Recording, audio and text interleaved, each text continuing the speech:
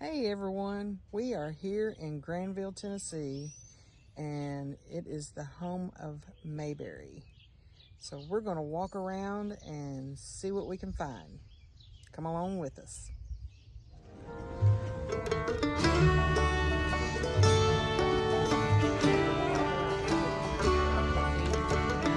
So here is a quilt store, and it is so neat.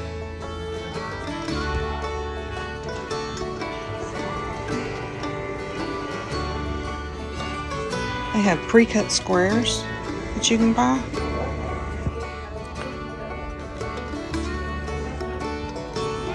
All different designs.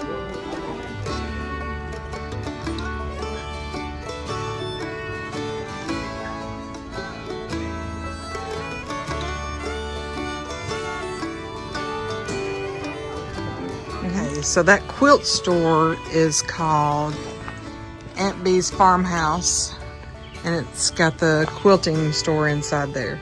So y'all go in there and check them out because they got some neat stuff, especially if you make quilts.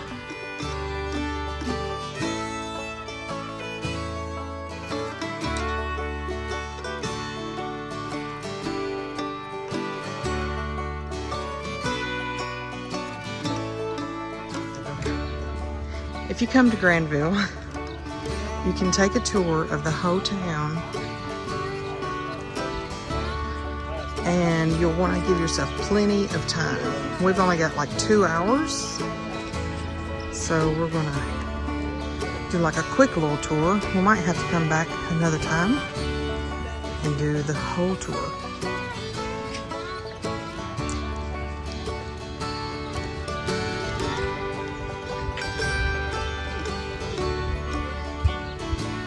So in the TB Sutton store, they have bluegrass that they play at night, and they serve dinner, but you have to reserve in plenty of time if you want to do that.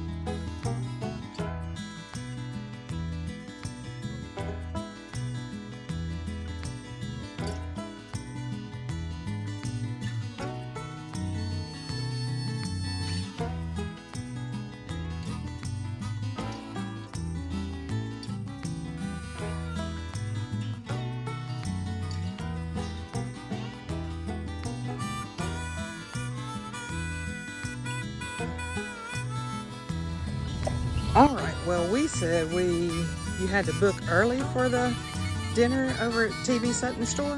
Actually, we got there just in time, so we're lucky enough we're going to be able to eat dinner there, and it's served family style, so This should be fun. And they play bluegrass music, I guess, while you're eating or after you eat. I'm not sure which one, but it should be fun. Yeah, you gotta be back at 5. Gotta hurry. Gotta hurry.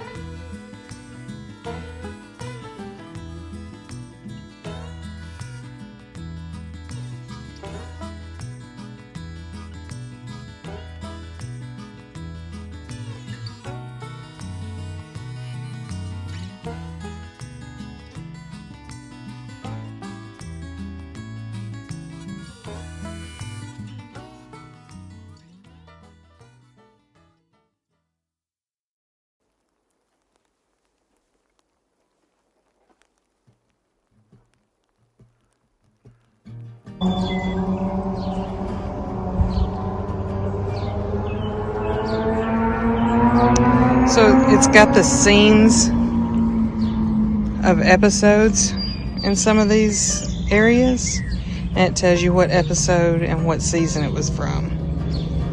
So if you like watching Andy Griffith, then you can go back and find that scene.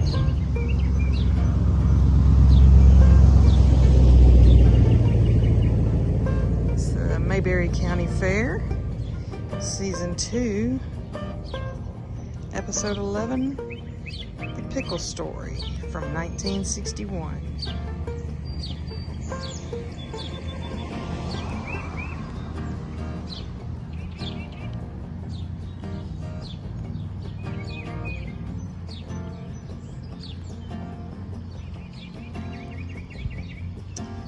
This one, Season 1, Episode 4, Ellie Comes to Town.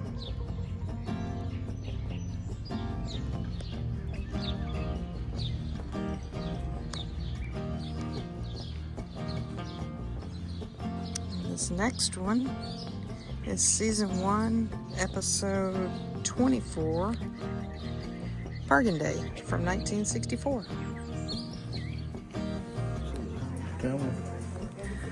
So they have Christmas ornaments, if you like collecting Christmas ornaments for wherever you go.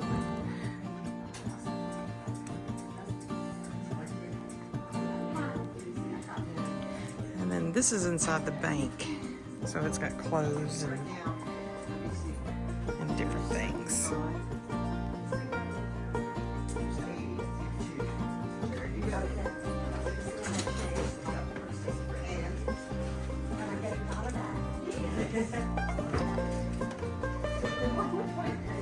And they got little things back here.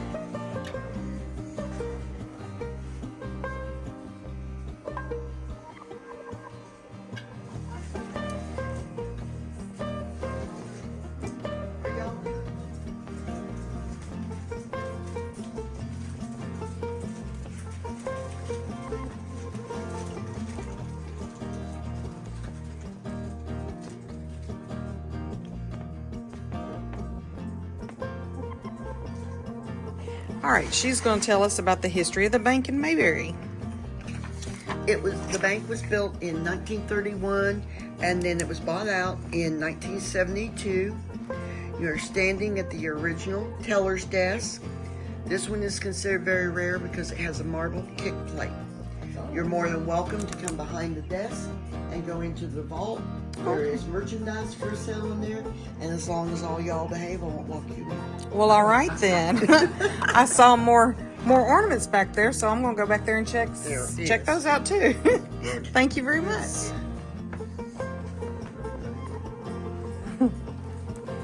All right, we're going to go into the vault, y'all. Hopefully I won't get locked in. As long as you behave. I'll try to. Hey, there's bags of money back here, y'all. Now that corner piece Yes, ma'am. there is what they call the inner vault. That's where they kept the money. Paper money up top, coins down below, and that entire inner vault weighs 9,000 pounds. Woo! And then the room is solid 3-foot reinforced concrete, walls, floor, and ceiling. Wow, I don't think anybody's gonna break in here.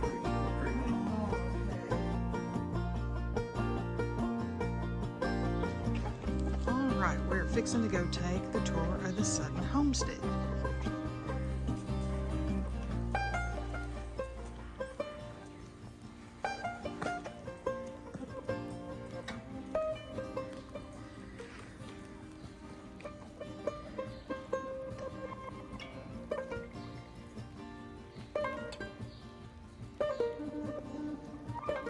It's got Aunt Bee and Opie on the front steps, front porch.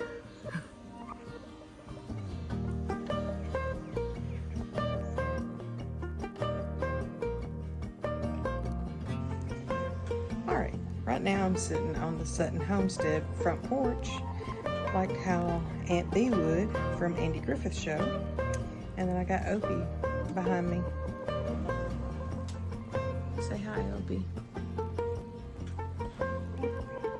He didn't talk much.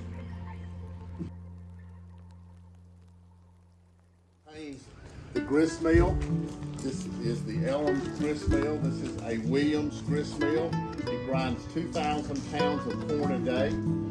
We operated 2 weeks ago today. We're selling the cornmeal and grits over at Sutton's store. We had 3 grist mills here in the Granville community. The middle room is our basket shop. We teach basket classes here. All of these baskets were made here, and we also have them for sale on the second floor of Sutton's store. We're going to walk through the basket shop and go out into the hallway of the barn.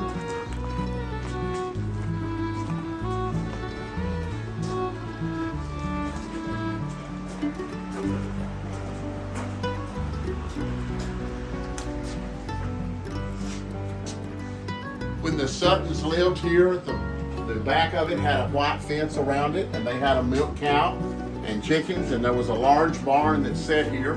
When the property was sold, they tore the barn down, but they left the corn crib and tobacco stripping room. So these 2 rooms are original to the property.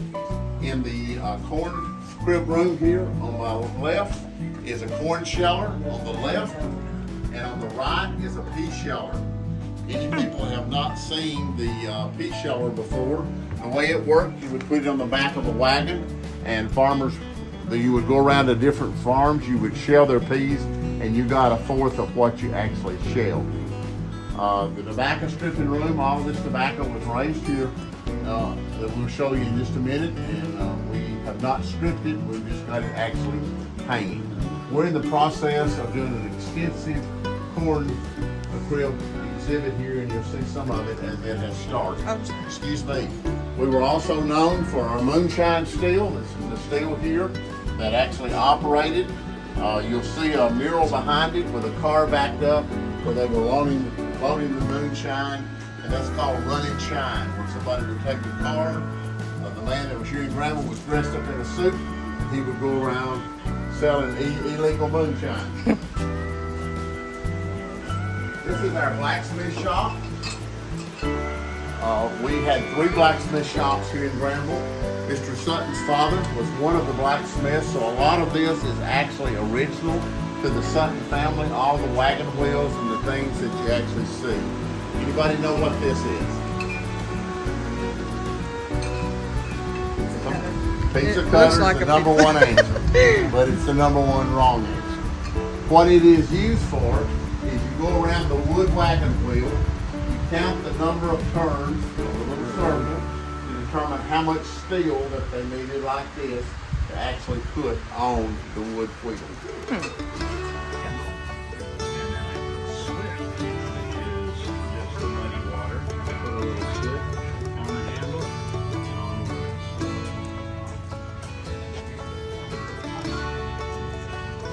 On this side of the truck,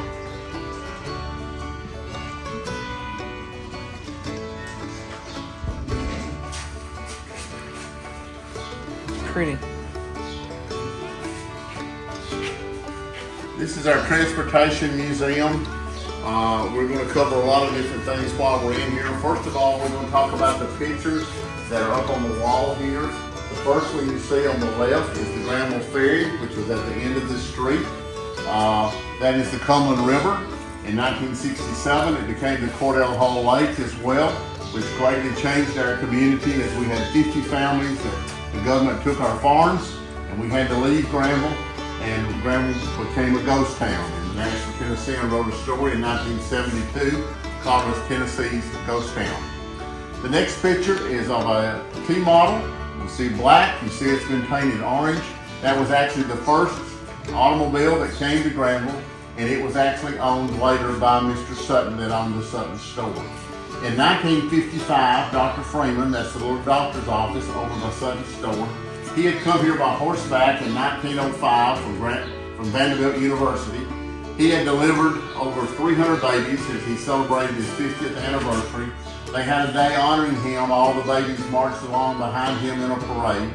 And he actually practiced medicine here for 70 years. The next picture, the man with the long beard, is Uncle Jimmy Thompson. He is the first performer on the Granville Opry playing his fiddle. He was born and raised here in the Granville community. He was in Texas playing his fiddle, and Henry Ford was in the audience and asked him to come to Detroit and to play for the President of the United States, which he did. When he was finished, Henry Ford took him to the Ford factory and told him to pick out any automobile in the factory, and he picked out that 3/4 ton T-model truck that he's standing beside, and he toured the United States playing his fiddle and telling the story of the Granville Opry.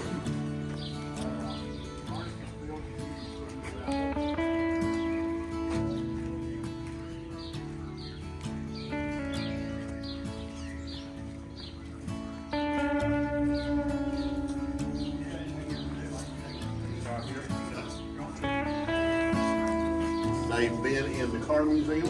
Okay. And they've been in the blacksmith and all that. All right. Good deal. Thank you, Randall. Well, you got the B team now, guys. So we'll try to keep the class down here. Thank y'all for coming to Granville, first of all. Where's everybody from? Where? Artsville. Where you're home from? You're home. Red Boy, you're right. You're home. Murfreesboro. Well, that's close. Baton Rouge, Louisiana. Well, welcome to Tennessee. Notice how it changed, how your accent changed. What brings you to Granville? Him. Okay. So you're visiting. He's my brother. Okay. That's all right. Got spend a lot of time down there here in Katrina. It was not a good time. No, I don't want to go back. Anyway, thank y'all for coming to Granville.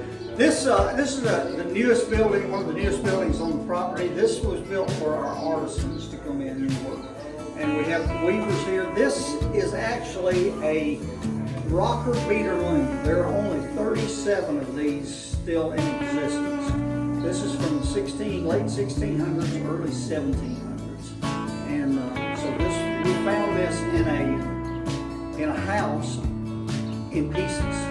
Didn't really know what we had until we started trying to publicize it. And Ann Fife heard us talk about it on a radio show, and she called us and she said, "I think I know something about that loom. Could I come and take a look at it? Maybe help me put it back together?" Yes, ma'am, yes, sir can. So she did, and we had to build a couple of pieces for it, but this is pretty much in the original shape that it was in 1700. This was the first piece that she made after we got put that together. And when you gather around here a minute, I'll show you a little bit about this thing, how it works. It's pretty ingenious the way it works. Anybody been around the loom or anything? Okay. Well, this is called a carrier, and basically what it does is it carries the yarn through from one side to the other. You have two pedals down here, and if you'll notice the lines here, the threads here. These are all individually tied. Now this is about a third of the width of this thing. If they're all in here together, it's about 12 to 1,500 individual lines, and they're all hand tied, so it takes forever to do anything. So that's why these are kind of this size. But basically what you do is when you press one pedal, notice how that there's a gap here on this. When you press this pedal, that gap opens up. When you press this one, they swap. So you just bring it back through and you bring the carrier with the thread back through it this way. When you get back, you hit the other pedal and bring it back this way. Now, when you get them all set, when you get them all in there, you pull back on this bar and it sets and tightens them up. It just amazes me, you know, with all the technology we had now. This was pretty ingenious at the time. So, question, you think? Okay, all right, we'll go through the rest of this here. Like I said, this is our artisans building, so this gives them a place to work on their crafts. We have a lady here that does spinning, one that does cane chair rock bottles. He does those, which can all himself and wants to do that. Because when you look at these patterns, and they're pretty anyway. And we have a woodworker that operates out of here. And I'm going to get to his portion of this video here. You can see. Everybody had chickens. This is the chicken house where the chickens stay. Smokehouse down here where they actually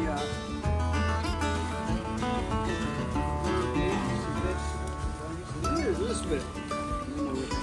I don't know what this is, but think about this. You've seen pictures of an outhouse all your life. No, I've been in an outhouse. Well, I have too. Did you have one hole or two holes? Oh man, I can't imagine having a two hole. I've never been in close to anybody. You know, we're doing that. Anyway, every picture you see of an outhouse, and whenever you see an outhouse, there's usually a crescent moon in the door.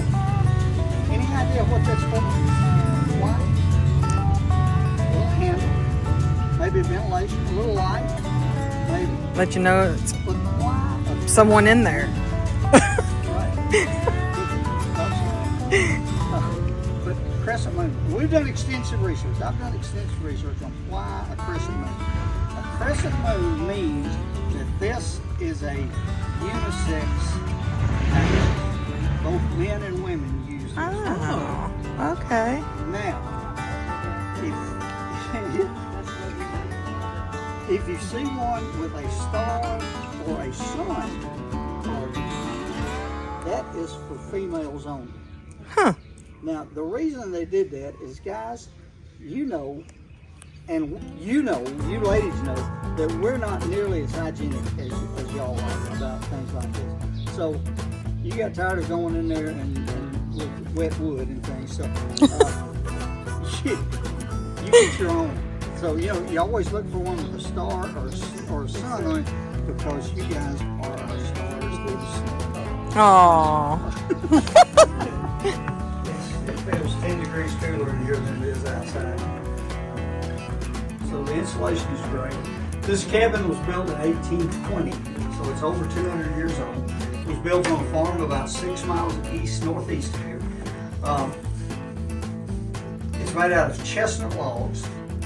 And you know, the chestnut blight in the early 1970s did away with almost every chestnut tree in the United States, so there's not any chestnut left. But all these logs are original except for 2. We had to replace 2 logs when we moved over. We moved over in 2012.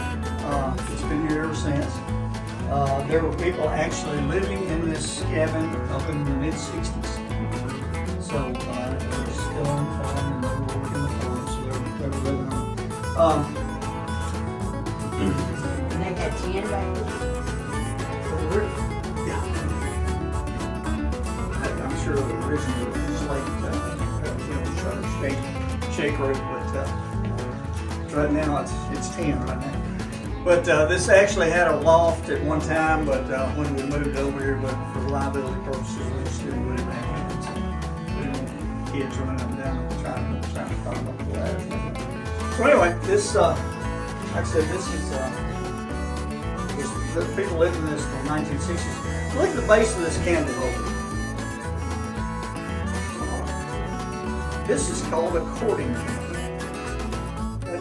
Now it's adjustable. You can adjust the candle up and down. But this was controlled by the man of the house. If he had a daughter and a young man from down the next farm or down the road wanted to come calling on this little young lady, they would put a candle in here and light it when the young man got there. When it gets down to here, everybody knows it's time for him to go home. So, depending on whether the old man liked the kid or not, kind of determined what size his candle was. If he kind of liked him, thought he was a pretty good kid, he got a long candle. If he didn't, he got a short candle. I think I spent my life with short candles. It just seems to work out that way. What questions can I answer for you about anything we've covered? We're about towards the end of it. So what can we answer for you?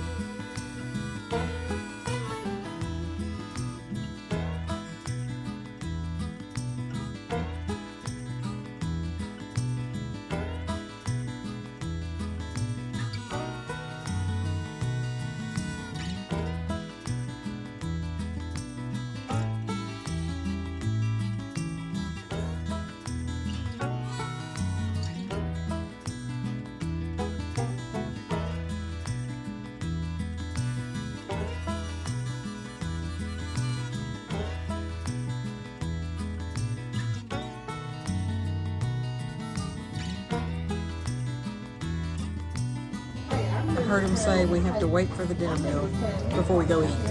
So we're waiting. Bring it, sucker.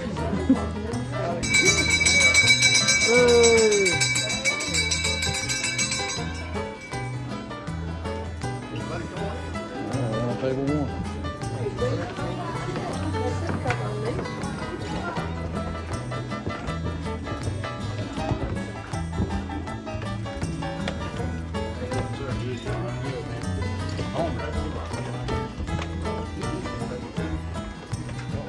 one. Table one.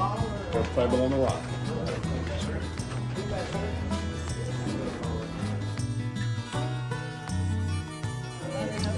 All right, now we're getting ready to listen to some bluegrass. Bring it on. I think I'm gonna be sad. Like it's today. Yeah. Girl, I'm driving the van. It's going away. She's got a ticket to ride. She's not. People looking down the side of town. I was born in. I love her, and she loves me. I don't care.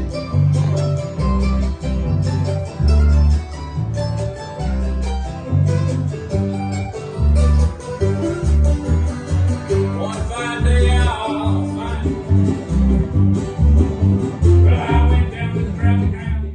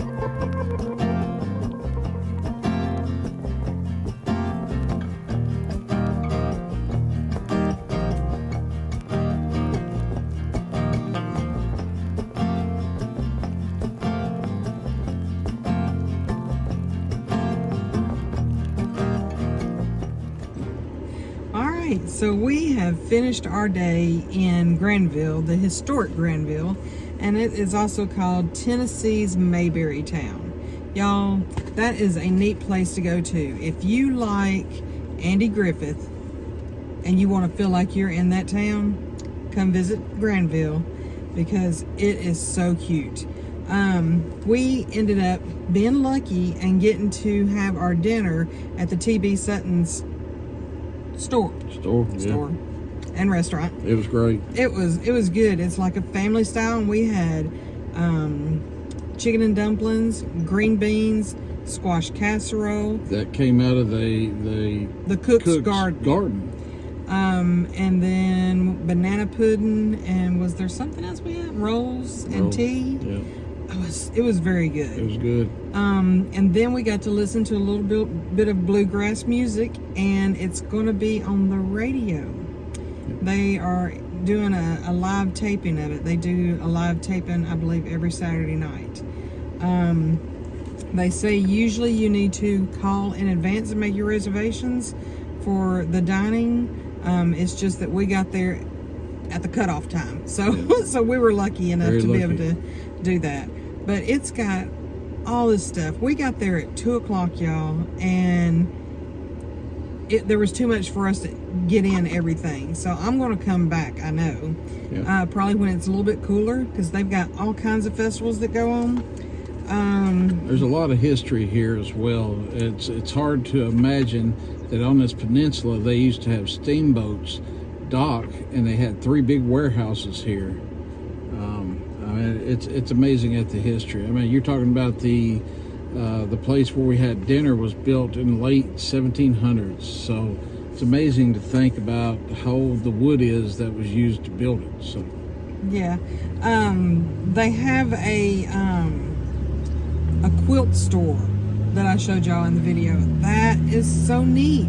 And they had a quilt retreat, some ladies from a quilt retreat in there, and I wished I could have gotten back, because they said that some of those women that were there were a hoot, and they would have loved for us to have been there, but we were trying to see what we could see, and so we just ran out of time. But yeah, you can go down there and I guess have quilting parties or whatever you want to do. But that was a really neat store. I want to go back to that. I want to learn how to quilt. But I mean, they've got stuff that goes on all year long. I know in October they have I think it's a Scarecrow Festival, fall festival. It starts October 5th. No, it starts October 2nd through the 26th. And then they have a Ghost Walk October 25th and 26th. And they have Christmas open house starting in November. And they just have all kinds of stuff. They have Christmas shows, just all kinds of things that this little town does. And I want you to know, everyone that is there, except for maybe 1 or 2 people, like the cook and someone else, I believe, are all volunteers. Yeah, and make sure you bring some cash, because you're tipping these people to help them out, but you're also helping out Granville to stay alive and stay afloat. They've got grants and things that are put in place now, but they still need us to bring in tourism dollars. They do have places where local people make crafts and stuff, and you can buy that stuff there. Actually, the tips, the tips at the restaurant, I think, go to the cook. Right. But I think all the other tips, if you're tipping anybody, I believe that goes back into the town to help keep the lights on and stuff. Yep. But it is so neat. Like, I think when we went to the house, we couldn't film inside the house. They said you could sometimes, but I didn't want to, do that. And,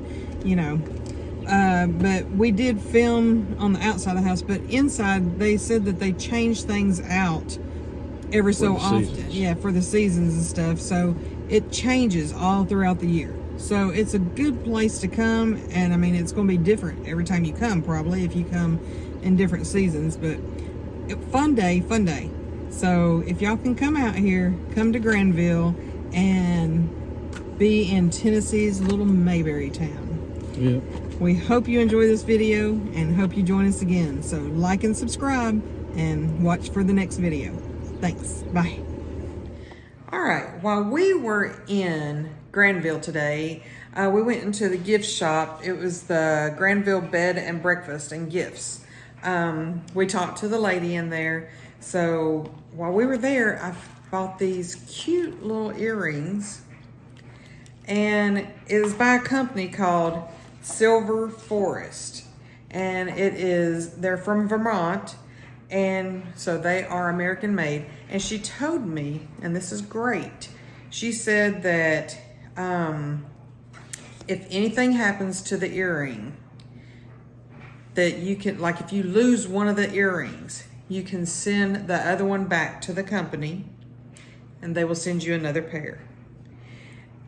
If one of them breaks, you can send the other one or you can send it to the company and they'll send you another one for the repair. Also, she'll give you this, if you go there, she'll give you this card, and you can find any dealers that are selling this brand, the Silver Forest brand, and take your card into there when you buy it, and they'll put a sticker on there, and when you get to your 5th one, you will get a free pair. So that is a great deal, folks. Support America and get nice, cute little items. I mean, great deal, great deal. So visit that gift shop when you're in Granville.